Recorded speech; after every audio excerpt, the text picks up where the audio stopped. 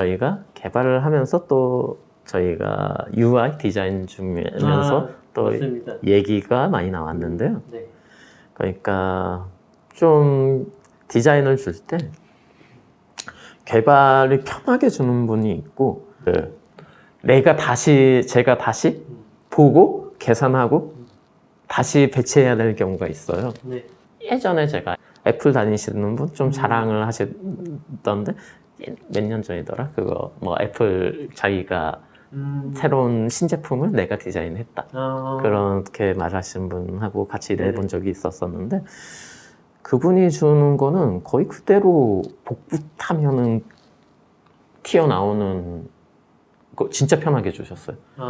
진짜 편하게 주신 분들이 있는 반면 지금 주신 거는 조금 그런데 없어도 저 같은 경우에는 스크린샷만 있어도 개발을 하거든요. 네네. 그 제품을 낼 수가 있어요. 특히 뭐지? 예를 들어서 모바일 웹 같은 경우에는 네. 그런 거를 그 사이즈나 그런 거를 그 값들을 잘 못 주시는 경우가 있어요. 기본적으로는 뭐가 필요하냐면 XY 좌표, 뭐 그런 크기, 위드, 하이트 이런 그 다음에 컬러 값, 폰트 값 이런 것들이 기본적으로 아시겠지만 다 필요하긴 하고요. 그게 없으면 그냥 스크린샷만 있어도 솔직히 저 같은 경우에는 그냥 제가 주고 다 하기도 하고 아무것도 없었을 때 어떤 케이스도 있었냐면 그 모바일 쪽이었는데 이미지 하나 해놓고 제가 갖고 있는 폰을 사이즈를 쟀어요. 화면 크기도 쟀고요. 네. 그리고 엑셀 그 워드에서 그걸 실제 센티미터 단위 그걸로 출력 가능하잖아요. 네네. 그래가지고 그거를 이미지로 딱 맞춰가지고 출력을 한 다음에 요거를 딱 하면 비치잖아요. 그런 식으로 해가지고도 개발을 한 적이 있어요. 어떻게든 저는 제일 최고는 그거는 제가 터치를 못해요. 디자인 중에서도 진짜 감각이 있는 분이 있어요. 어떤 분들은 그냥 어떤 참고 사이트나 그런 거를 어느 정도 카피 앤 페이스트 해서 작업을 해주신 분도 많고, 뭐 어떤 약간의 그런 틀에 딱 이렇게 해서 해주신 분이 있는데 가끔은 정말 이분 센스, 이건 뭔가 그런 분들이 가끔 있는데 저는 그게 제일 우선, 이거는 뭐라도 따라갈 수가 없으니까. 그런데 그런 분들을 보면 디자이너 분인데 계속 해요. 앱을 계속 만지고 다른 거 막 자기가 사용해보고 UI, UX 그것도 안 했는데 진짜 그럴만해요. 막 진짜 정말 가끔. 그거에 그렇게 실제 그 정도 퀄리티만 있으면 저는 뭐라도 맞춰줄 수 있어요. 개발 쪽에서는 뭐라도 맞춰줘서. 하지만 현실은 이제 제가 디자인을 만들고 그럴 때는 뭐 그냥 개발이 편하게 오는 게 좀 좋긴 해요, 솔직히. 뭐 그리고 지금 같은 경우는 머티리얼 UI를 쓴다고 나중에 맨 처음에 클라이언트를 만들 때는 머티리얼 UI를 쓸 줄 몰라가지고 그냥 정말 가볍게 커스터마이징 할 수 있도록 이렇게 만들다가 머티리얼 UI 쓰겠다고 해서 그때 기존에 만들어 놓은 거 한번 드랍하고 다시 머티리얼 UI로 바꾼 건데 머티리얼 UI를 썼으면 머티리얼 UI 가이드라인을 따라주면 좋아요. 예를 들어서 그런 게 있어요. 머티리얼 UI 같은 경우에는 안드로이드 기반의 뭐 그런 거일 수도 있는데 자, 그 차이점도 있어요. iOS의 최소 픽셀은 24픽셀일 거예요. 그리고 안드로이드 머티리얼 UI 같은 경우에는 추천이 48픽셀이고요. 미니멈이 40 정도로 저는 얘기를 해줘요. 그 이하로 가면 그 버튼이 잘 안 눌러요.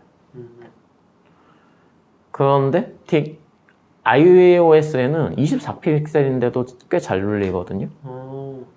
무슨 차이일까요?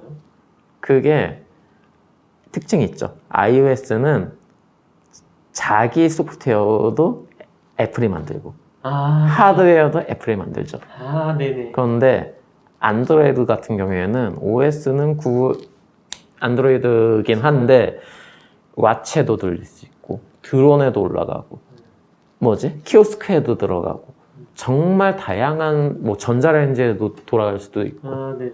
정말 다양한 곳에 들어가거든요. 그렇게 되다 보면 어떤 데는 왓츠 같은 데는 이렇게 되게 작은데 크게 실제 실물은 작은데 해상도는 진짜 고해상도일 경우가 있거든요. 이 케이스도 있고, 예를 들어서 영화 같은 경우에는 화면이 엄청 크기 때문에 예를 들어서 픽셀은 가변 단위예요. 그래서 한 화소 단위거든요. 네. 그러면 영화관 같은 경우에는 한 픽셀은 되게 큰 녀석이고, 즉 이렇게 안드로이드 같은 경우에는 어디에 그렇기 때문에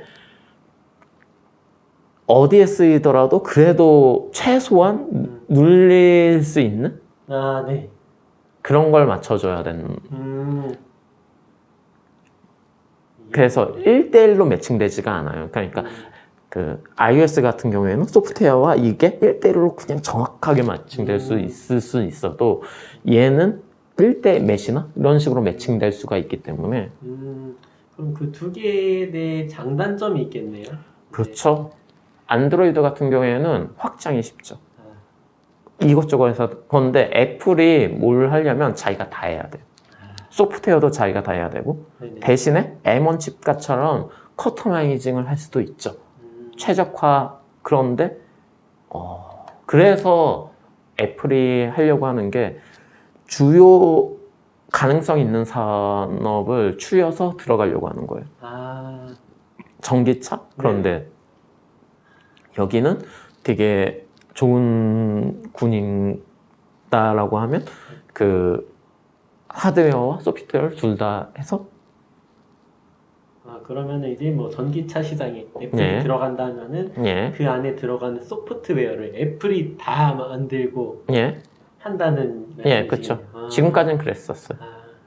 그래 왔고 애플 제품들이 그래서 비공개나 다른 쪽에서 다 뭔가 할 수가 없었고 그러면은 이제 안드로이드 같은 경우에는 이제 뭐 오픈형으로 이제 다른 예. 사람들이 와서 보고 이거를 비싸게 개발할 수 있는데 리눅스 기반이고 예, 그럼 iOS는 그게 뭐 원천 차단돼서 예. 그냥 우리들만 개발하겠다가 되는 거네요. 예. 애플이 제공해주는 곳에서 올라가죠. 어쨌든 그런 차이점이 있고요. 그래서 무슨 문제가들이 많았었냐면요. 이런 거 하나하나가 그래서 마진이나 그런 게 설정이 안 되다 보니까 제가 제일 먼저 요청을 했던 게 좀 그 폰트 지금 네. 머티리얼 UI 쓰면은 H1부터 H6 그 다음에 서브타이틀 1, 2, 보디 뭐 이런 식으로 해가지고 미리 세팅된 게 있어요. 그렇게 근데 정의해지지 않았기 때문에 혹시 머티리얼 UI 가이드라인이나 그런 사이트 한번 들어가 보시면 여기서 뭐 많이 쓰이는 거는 타이포그래피겠죠.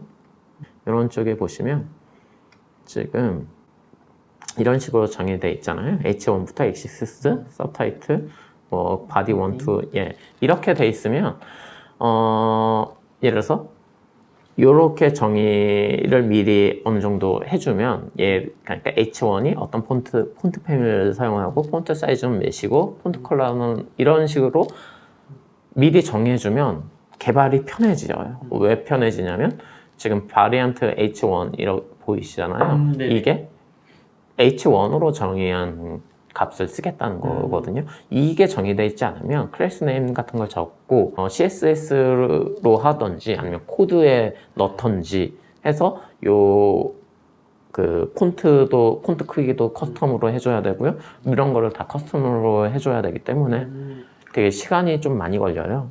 이것도 이제 예. 이 사항들을 모르는 이제 초보 디자이너, 웹 디자이너 분들이나 뭐 예. 웹 기획자 분들이 알면은 진짜 도움이 될 것 같은 게 저도 요것들을 병건님의 설명을 들으면서 느꼈던 건데 이러한 세팅들을 미리 해주면은 개발자분들은 이제 이걸 갖다 이제 쓸수 컴포넌트를 있죠. 정의해 놓고 예. 바로 쓰기만 하면 돼서 이제 뭐 개발 속도가 더 훨씬 확연하게 빨라지죠. 빨라지는 예. 그리고 예를 들어서 디폴트 버튼 많이 쓰는 버튼 같은 거 있잖아요. 그런 것도 미리 정의해 준다든지 그거를 만약에 디자인하면서 많이 쓰면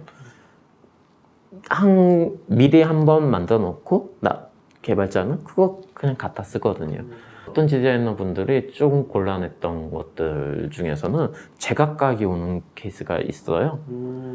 전에 말했듯이 뭐 버튼이었는데 글자가 있어요. 글자에 왼쪽 패딩은 어쩔 때는 23이었다가 어떨 때는 여기는 보니까 24더라. 아 비슷하게 생겼는데 패딩 얘는 23이고 얘는 예. 또 언제 보면은 여기는 20이고 여기는 22고 아 이런 식으로. 그런데 이걸 보고 똑같이 맞춰주는 개발자도 있고 그냥 알아서 이건 24겠지 이렇게 해서 아니요, 아예 똑같이 디자인 오는 것 대로 때문에 그냥 예, 맞춰준 것도 있고 아니면은 저 같은 경우에는 다 부르죠.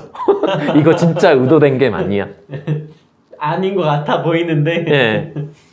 그런 거를 진짜 만약에 진짜 의도된 거면 해주는 거고 아닌 거면 내가 픽스해서 한번 다시 보겠다 뭐 이런 식으로 되는데 이게 폰트도 그렇고요. 이런 타이포그래피도 그렇고 컬러 색상 그런 것도 미리 다 있으면 좋긴 좋거든요. 왜냐하면 머티리얼 UI 같은 경우에는 예를 들어서 디스플레이 레이아웃 같은 걸 한번 보시면 컨테이너? 예, 컨테이너나 박스 뭐 이런 식의 보시면 뭐 여기서 SM은 그건데 MT 뭐 그런 게 있을 거예요. 예, XX는 이거는 커스텀으로 그냥 CSS를 해주겠다는 거고 뭐 샘플, 예, 이게 마진탑 같은 거거든요. PT도 있고 ML도 있어요. 이게 1이 8픽셀이에요. 네네 2가 16픽셀, 3은 8의 배수고요. 2 사이의 값이 뭐 1.5를 하면 12픽셀. 이런 식으로 들어가게 되는데 미리 디자인들이 이런 식의 간격으로 정의가 돼 있었다면 이걸 그냥 바로 MT, 마진탑 1, 뭐 이런 식으로 해서 그냥 여기서 끝내버릴 수가 있고 이런 식이 안 된다. 만약에 막 11픽셀을 띄어져 있고 막 그런다 그러면 아까 전에 말했듯이 클래스 네임 정의해서 혹은 여기에 하드 코딩 해가지고 혹은 여기 XX 뭐 이런 식의 이런 것도 그냥 다 하드 코딩이거든요. 그런데 이렇게 되면 또 문제점이 뭐냐면 지금 뭐 이거 방법론 이런 문제점이 뭐냐면 자 사이트가 규모가 커졌다고 해보세요. 네. 뭐 클라이언트만 몇십 명이 있어요. 디자이너가 CSS를 할 수 있는 디자이너도 있거든요. 그런데 여기 코드는 디자이너가 건들기 쉽지 않다는 얘기예요. 만약에 CSS 파일만 딱 대비가 돼 있으면 이게 장단점이 있는데 어쨌든 이런 문제 이거는 실제 개발의 디테일한 부분이라 지금은 약간 스킵하고 그래서 맨 처음에 디자인을 줄 때는 그냥 많이 바라는 것도 아니에요. 그냥 한 장의 A4 용지 한 장에 미리 정의된 컬러 값, 뭐 네. 폰트 사이즈 이런 뭐 서브타이틀은 어떤 폰트 패밀리의 몇 폰트 크기로 뭐 회색 계열로 쓴다. 이런 식으로 많이 쓰는 것만 가끔 뭐 거기에 하지만 색상이 다르다. 그리고 거기만 해주면 돼요. 그렇기 때문에 뭐 대부분의 뭐 이런 거 쓴다 그러면 뭐 그렇게 미리 말했듯이 해주면 개발 속도가 되게 차이가 나거든요. 편해지죠. 그리고 이제 병건님께서 말씀을 해주신 게 그 머터리얼 UI나 아니면 다른 이러한 솔루션들을 예. 썼을 때 예. 이제 거기에 맞는 컴포넌트들에 맞춰서 이제 작성해주면은 좋죠. 그게 가장 이제 베스트고 개발 시간을 단축. 개발 시간도 개발 시간인데 예를 들어서 머티리얼 UI를 썼다고 하는데 머트리얼 UI 가이드라인을 쓰지도 않고 뭐 이런 컴포넌트도 안 쓰고 하면 왜 이걸 쓰냐는 거죠. 그렇죠. 굳이 이걸 써서 좀 무겁기도 한데 많은 걸 제공해 주면 무겁기도 한데 그럴 바엔 왜 그냥 따로 만들지. 어쨌든 그리고 뭐 그런 이것 중에서 그 레이어도 있었거든요. 그 주신 디자인 중에서 글루박스 디자인 있잖아요. 피그마 쪽에 보시면 자 이런 게 계산을 하겠다는 샘플이 이거예요. 그래서 글루박스의 디자인을 받았는데 그 보여주면서 얘기하는 게 더 좋을 것 같아서요. 네네.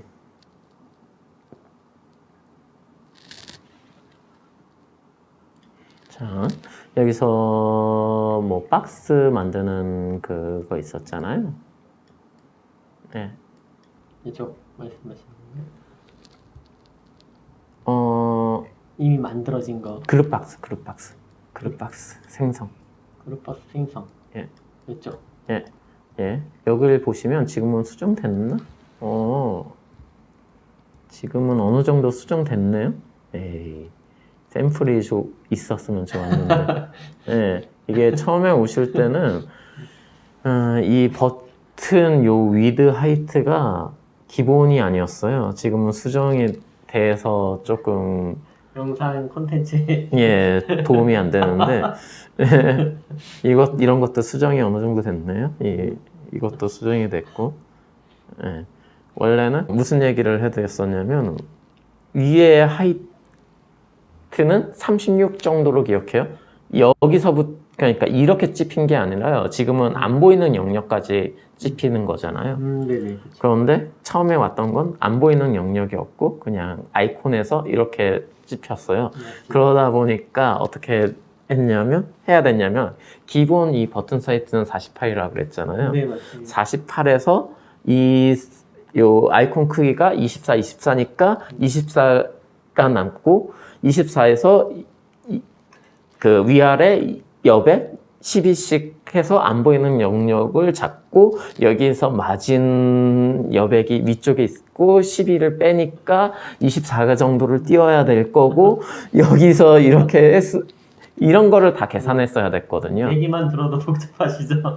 그래서 이제 디자이너 분과 기획자분들께서 이렇게 디테일하게 설정해 주시면은 이게 이렇게 안 오면 결국은 이런 위치 같은 거를 다시 재계산해야 돼요. 그래서 피그마를 쓰는 이유가 피그마가 CSS나 이런 걸 해서 거의 카피 앤 페이스트를 하면 그래도 CSS가 있잖아요. 네, 맞습니다. 요거대로 만들어 주긴 하는데 이거를 컬러 값이나 그런 걸 왜 쓸 수가 없어요. 왜냐? 그렇게 준다면? 예. 왜냐면 다 레이어 위에 올려야 되는데 그런 케이스가 있어서 이렇게 보이지 않는 영역까지 고려해 주셔야 실제 서비스의 뭔가 개발 속도, 진행 속도를 높일 수 있습니다. 그쵸. 결국은 이거를 앱으로 옮길 거면 누군가는 계산해야 되거든요. 안 해주면 개발자가 할 수밖에 없어요. 그렇죠. 이 정도가 아니면은 이거랑 안 맞게 개발을 진행해 버리던지 그냥 엇비슷하게. 네. 개발자가 일단 편하고 뭔가 맞는 것 같은 형태로.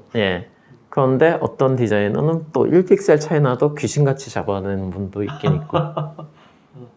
1, 2픽셀 차이. 이거는 아까 말씀하셨던 건데 그 애플 개발자분은 그 좀 더 자세하게 얘기해 주시네요. 어떻게까지 줬다. 이렇게 해주면은 그냥 개발자로서 너무 쉬웠다. 특별한 건 없어요. 미리 말했던 한 페이지 정도에 미리 컬러 값 그런 걸 세팅을 해줬고 그 다음에 아까 전처럼 자주 쓰는 폰트 그런 걸 정의를 해줬고 이렇게 정의한 뭐 H1은 어떨 때 쓸 거다. 보통 타이틀 어디에 쓴다. H2는 어떨 때 쓴다. 3는 어떨 때 쓰고 보통 본문은 이 폰트로 갈 거고 대신에 어떨 때는 그 다른 폰트로 해가지고 뭐 무엇을 정의한다. 그게 길지가 않아요. 진짜 말했던. 그런데 정리가 잘 돼 있기 때문에 미리 이것만 보고 미리 구현한 다음에 오는 대로 구현했어요. 그리고 어떻게까지 했으면 디자인이 이거 모르시는 분들, 개발자도 모르는 사람 많을 건데 예를 들어서 기하학적인 라인 같은 거를 네네. 그릴 수 있는 옵션들이 있어요. 그러면 그 콤마로 구분된 숫자 값으로 막 줘야 되거든요. 네네네. 입력해야 되는데 그거를 카피 앤 페이스트로 하면 그 기하학적인 모양이 찍혀버려요. 원래 그거 보면 이거 다시 하려고 이게 아니라 그냥 이거 쓰시면 됩니다. 그리고 애니메이션도 다 정의해줬어요. 그 튕기는 뭐 슬로우 되는 트랜지션 있잖아. 속도, 네네. 스피드 이 속도로 해서 이 값 쓰세요. 그래서 개발 진짜 편했어요. 애플 디자이너는 아무나 되는 건 아닌 것 같습니다. 진짜 편했어요.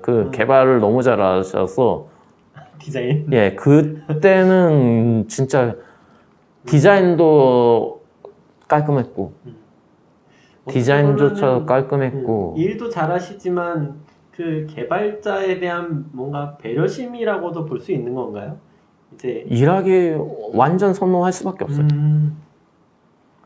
저도 노력하겠습니다. 예, 예. 알겠습니다.